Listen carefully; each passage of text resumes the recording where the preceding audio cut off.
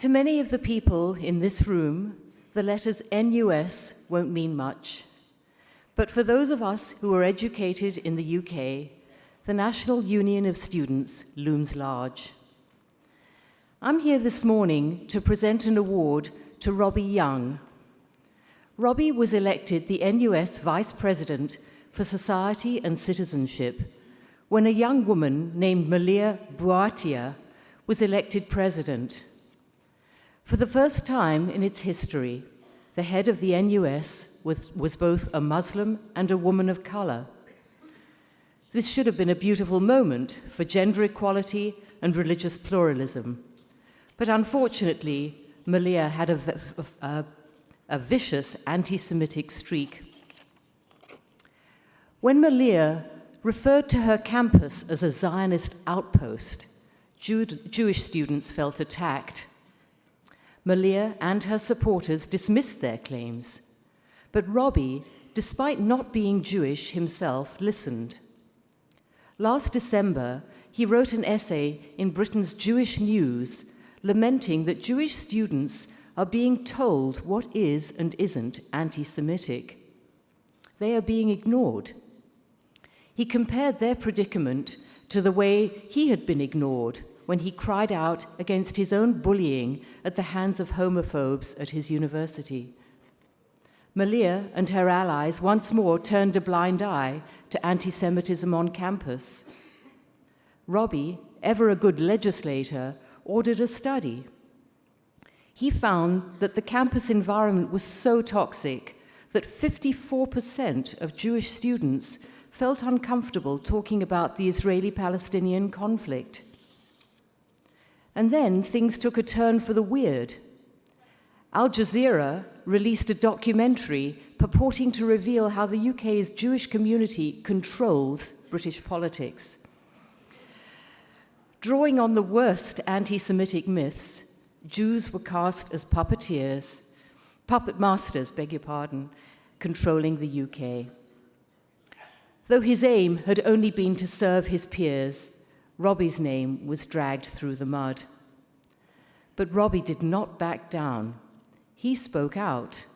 He was proud to have traveled to Israel with the UK's Union of Jewish Students, and he reminded the world that he'd broken no rules in doing so. He shared his first-hand impression that the only acceptable end to the conflict is a two-state solution. And Robbie recounted the deep impression that Yad Vashem made on him and how it warned of the deadly consequences of anti-Semitism left unchecked.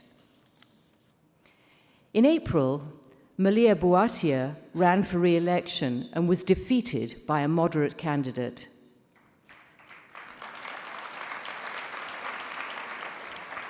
Robbie, I'm proud to announce, won a well-deserved second term as Vice President for Society and Citizenship.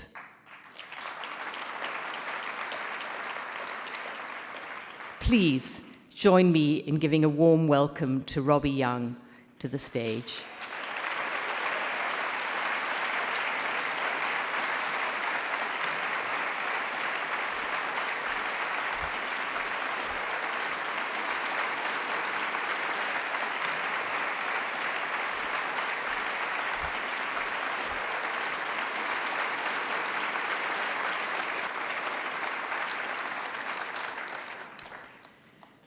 Robbie, I wish the NUS had a leader like you when I was in university.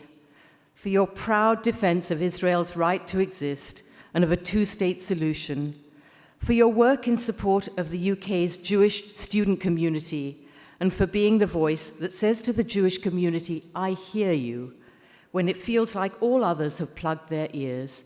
We are honored to present you with the AJC Campus Courage Award.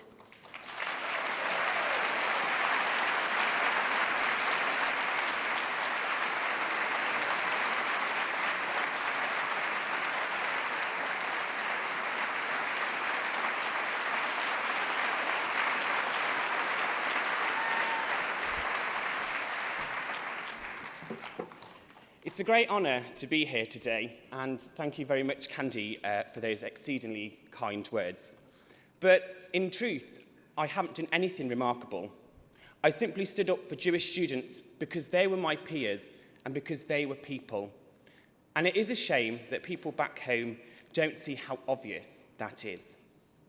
I understand that AJC is a non-partisan organisation, but personally, I'm a Liberal and a member of the Labour Party back in the UK.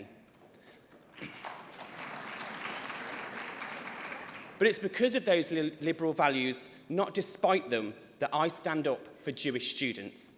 And it's because of those values that I support a two-state solution for Israel and the Palestinians.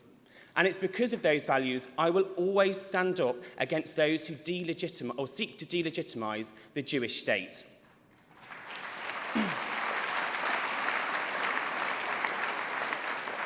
Thank you very much, AJC, from the bottom of my heart for this incredible recognition, and I look forward to many more years of working together with the Jewish community in support of the democratic values that we both cherish. Thanks again.